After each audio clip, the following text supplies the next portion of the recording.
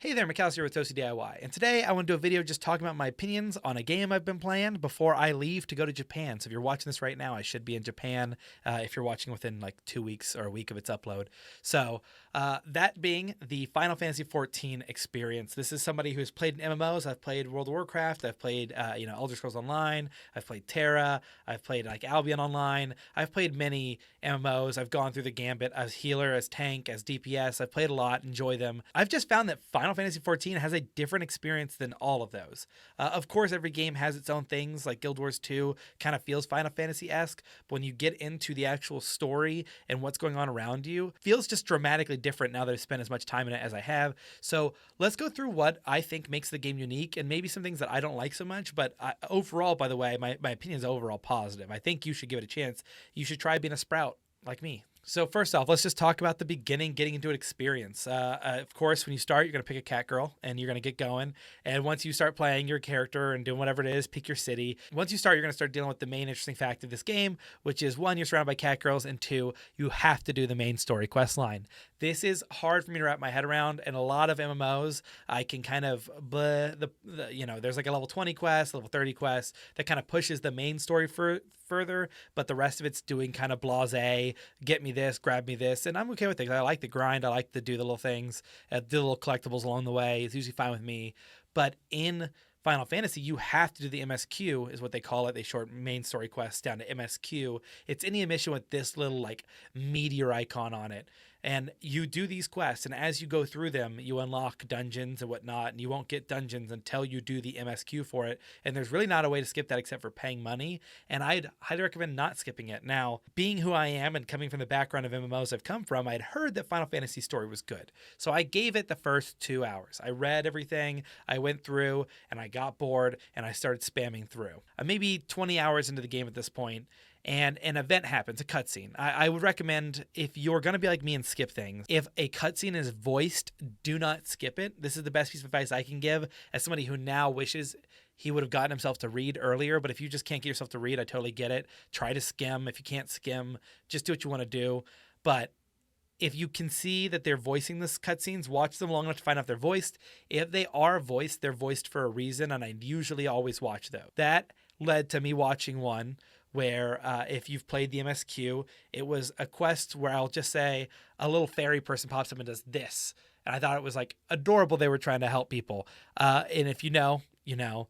And it was that cutscene that made me go, wow, this story's kind of hard. Like I've never seen this sort of stuff happen in an MMO story before. Usually if, say a dragon in World of Warcraft is going to be attacked, there's a big cutscene. It's about the flashiness, the whatever, Thrall steals your kill, everything like that.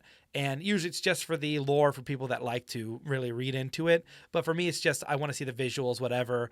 I don't get cutscenes of Thrall explaining how he feels or how he's doing and maybe who he is as a person. I just know Thrall Green Man, haha, funny.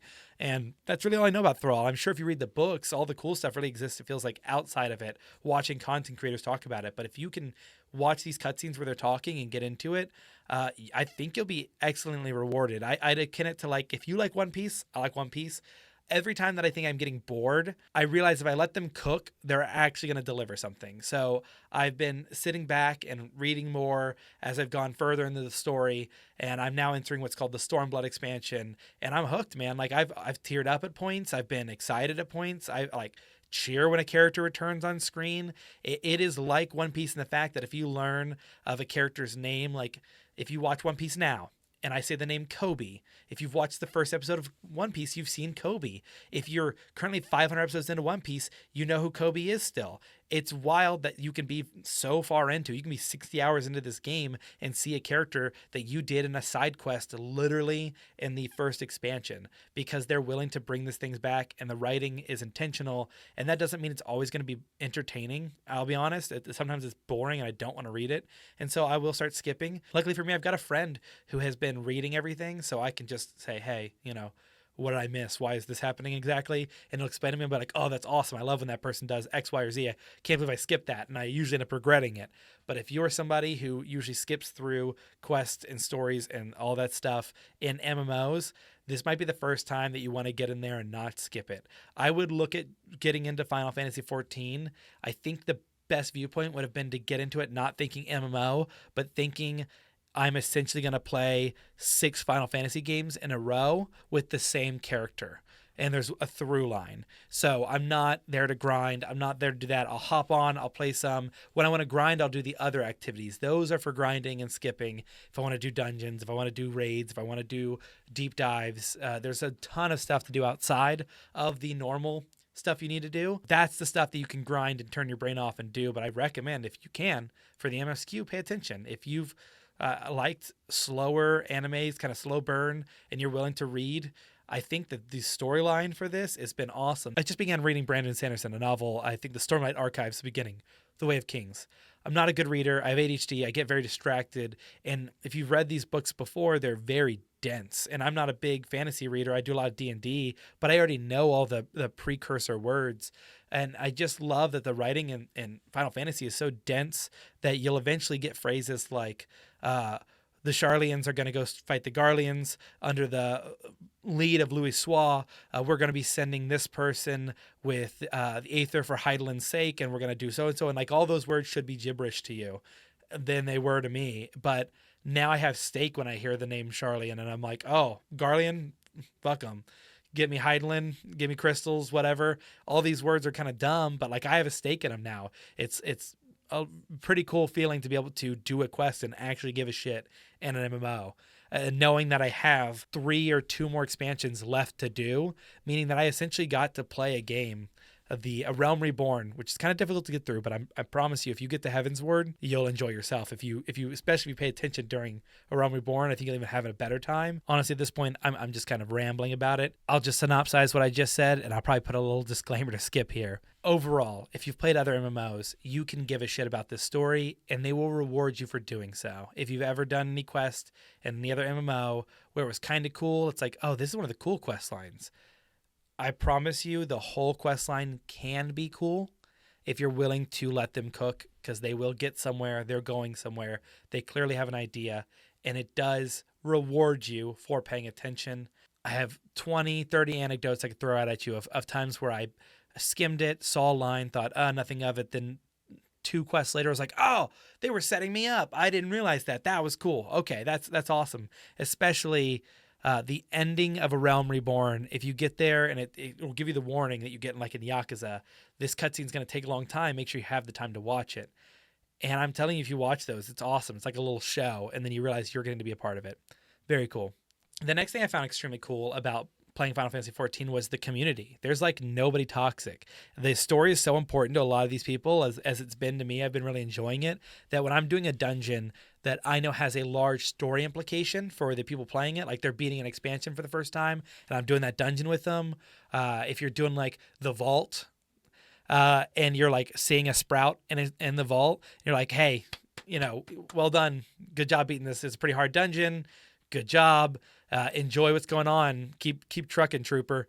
And if you know what I'm talking about, you know what I'm talking about. It's just these cutscenes that come after and before some of these are just awesome. And the cool thing is, you would never in a million years find a man in World of Warcraft willing to wait and not pull the boss to let you watch their cutscene. Usually by the time the cutscene's over, boss would be dead if this was the case. So in Final Fantasy, people are not held back from starting the boss before you're done with the cutscene. But generally, people will wait and not start the boss without letting you finish the cutscene. Like it'll say on the side, viewing cutscene. And if that's on, it's almost holy ground. Nobody will start the boss until that cutscene is over so that you can get the full experience. And I've even had it where after the fight, there's like a 2-minute cutscene, and the people will be waiting there for after the cutscene to congratulate you, clap, cheer, just have fun, and then they'll leave and be on their way. It's a pretty awesome experience, and I highly recommend that if you start playing, that you participate in this culture, that you enjoy the fun of helping people get through early content, and just enjoy the fact that they're enjoying it, because it just breeds more fun for everyone, which is a crazy thing in an MMO. That's the idea of an MMO, is everyone's get together and have a fun time. Otherwise, why are we playing it? And in so many of them, it's let's get together, and a few of us are going to stomp, and the rest of us are going to grief, and it's going to be toxic. But I mean, some of us are going to have a lot of fun at the expense of some others. So this is the first game I've seen that truly takes the fun with no expense for other people's feelings or how they're doing, and it's mostly community led. Like you won't see anyone ping your damage chart. By the way, add-ons aren't allowed. If you want to get a DPS meter, you have to kind of work around the outside, and you can't mention it. If you mention it in game, they might suspend you, because nobody should be looking at their damage chart. Just try your best, have fun.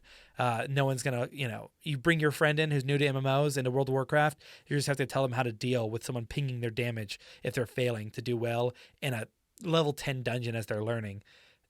Not in Final Fantasy. No one's going to ping your DPS or tell you you're doing bad. If they are, they're going to be gone pretty quickly.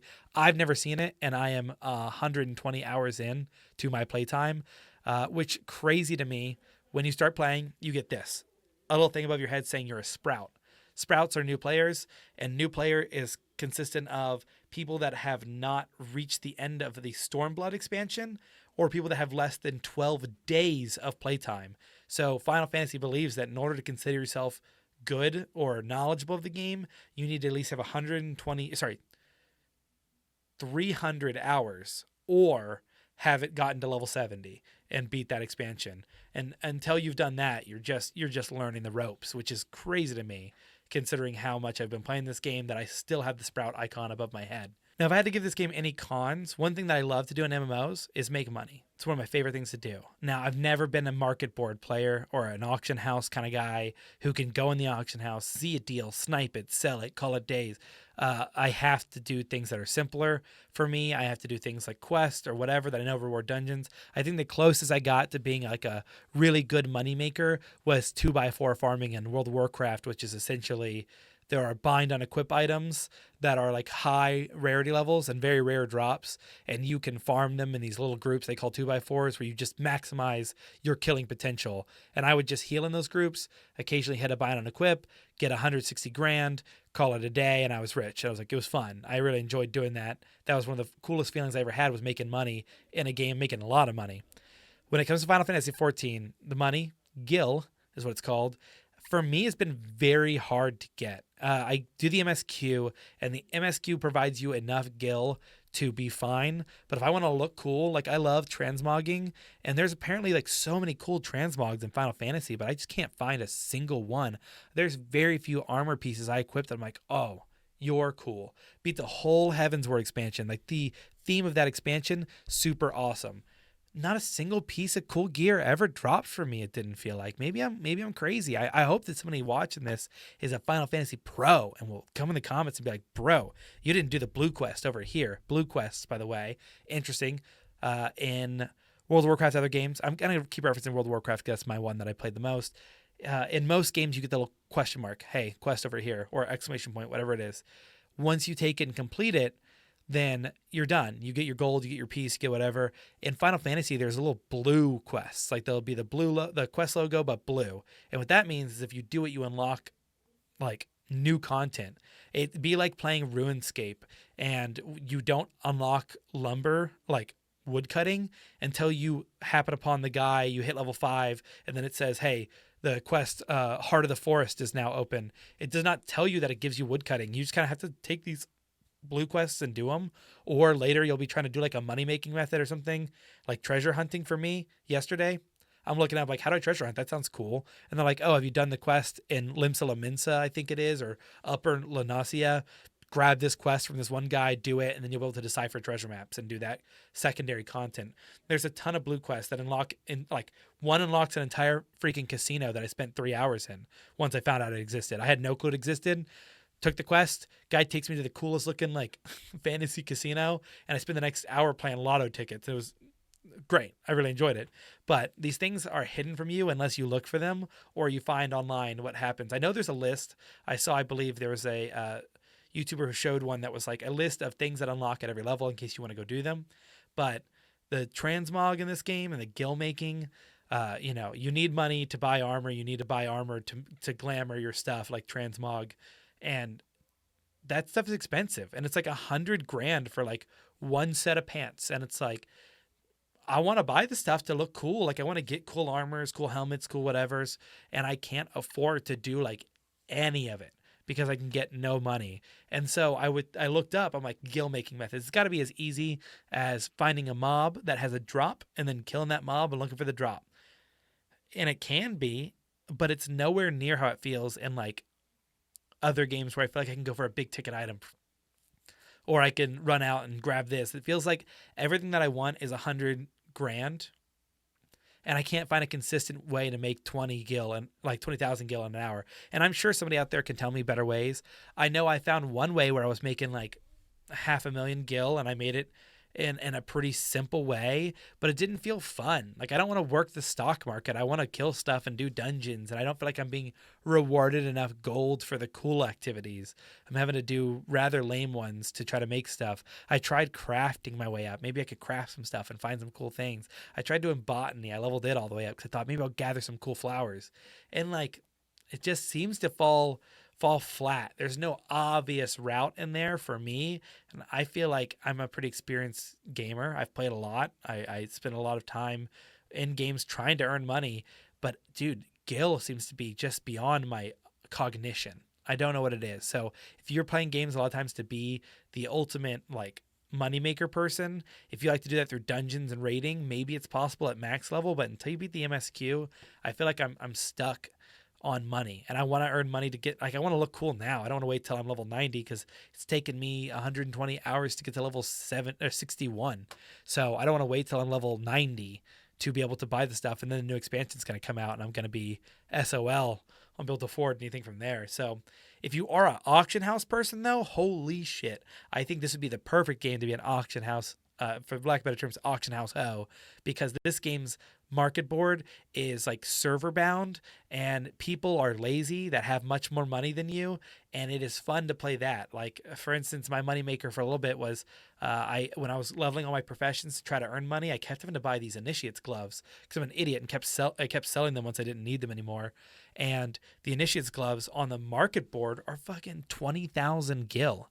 Do you know how much they cost if you're willing to go down to South Shroud, the name of the area, and just buy them from a guy? They're like 567 gil. That's it. 567.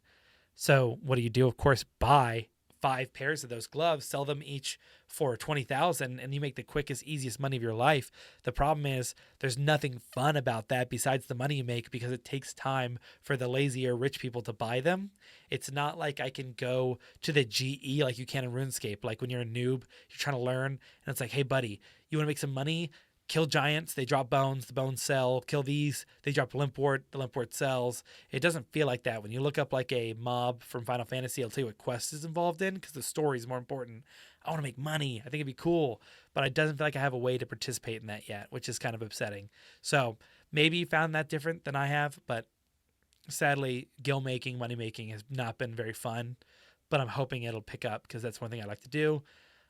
Third thing, there's a lot of role playing in that game. I've not really participated in it much. I'm a huge role player. I love tabletop games. You probably know from watching this. And the funnest thing about role playing to me is I just love like having a writing partner.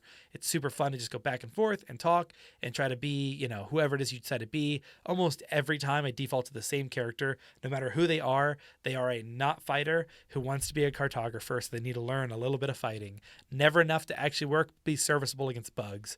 I like that idea because I suffer from watching people do like the main character energy, and I don't want to be the main character. I like editing. I like being behind the screen, having my good time, and just participating in the fun aspects of mundanity. Slice of life anime are fun because I do love One Piece. I love my hard action. I love Jujutsu Kaisen. I like these things where there's like huge hero energy, but I also like watching people just have a good time and find reasons to enjoy life. And even in role-playing games, I think that's fun. That's why I like being a dungeon master. I don't like to be the hero. I think villains are cooler, and I think that the actual like people that are doing the day-to-day jobs are experiencing crazier lives when what do you do when a griffin shows up and you can't fight it? Like I just think that stuff's wild. So the role-playing, I'm probably gonna start it here soon. I'm excited to try it out, but I've heard the community's good. I've heard it's also a little weird. I know in like World of Warcraft, never RP in Goldshire Inn. So I'm just trying to find out where that is so I can avoid it. If you're somebody looking into Final Fantasy 14, let me just tell you, if you're a new MMO player and you want to try one, this is probably the best one I've ever seen. If you're a new gamer and you're kind of curious about computer games, especially like large scale ones you play with your friends, might be a good shot. There's a very free trial you can get into for a while. There is eventually a subscription fee you'll need to pay if you get really into it, but I think that is heavily worth it. If I could pay $15 a month to still enjoy a game that I thought was really cool when it came out, played for 20 hours and then got bored, I would pay $15 to just up my attention span if possible. So as long as you're having fun, I think $15 is fully worth it for the monthly cost. There's a new expansion coming out, so if you start now, you might hit max level by the time the expansion comes out. It's crazy to say might because it comes out in July, but I'm telling you, if you start now and you take the story seriously and you are like somebody who has a couple hours of game every night, you could be on that main story quest for a long time, but I hope you'll enjoy it. If you don't, listen to just the cutscenes where they talk, and I think eventually you'll find yourself reading more out of curiosity of what's happening. So, thank you all for watching. If any of you are Final Fantasy players and have like suggestions for me on making Gil or whatnot, or literally anything about the game, I'd like to know more. I'm probably going to be in Japan as you're seeing this, so I can't talk to you about it right now, but leave comments below and let's get friended on there. Let's do some dungeons. I like tanking. It's fun. Though I think I'm going to change to Dancer, dude. Dancer's pretty cool. I love that you get this like dude, I didn't even talk about the jobs. Real quick, just side note at the end, the jobs in Final Fantasy are pretty cool. They have a basic rotation that makes it very simple to play them, but there's clearly areas to grow in them. But I couldn't say that anyone who played through the MSQ learning this game for the first time wouldn't be able to figure it out. Like, it's clear that you're gaining abilities at such a slow rate through the MSQ that anyone who wants to learn how to play this game can easily start to figure out, oh, that's what that does. Oh, that's what that does. Oh, that's what that does. I think their first issue will come when they have to get their second hotbar and they don't understand how that works. So, for real, if any of you have any comments about it, down below, leave them there. I'd be happy to hear what you think. If you've tried it out before and didn't like it, I'd love to know why. If you do love the story, let me know what you think about it or which like scene got you into it. And if you're somehow a god who started reading from the beginning and had that attention span, I envy you. So thank you all for watching and take care. I'm going to hopefully be back from Japan and be able to make some more videos for you. Hopefully, maybe some about Final Fantasy. Take care.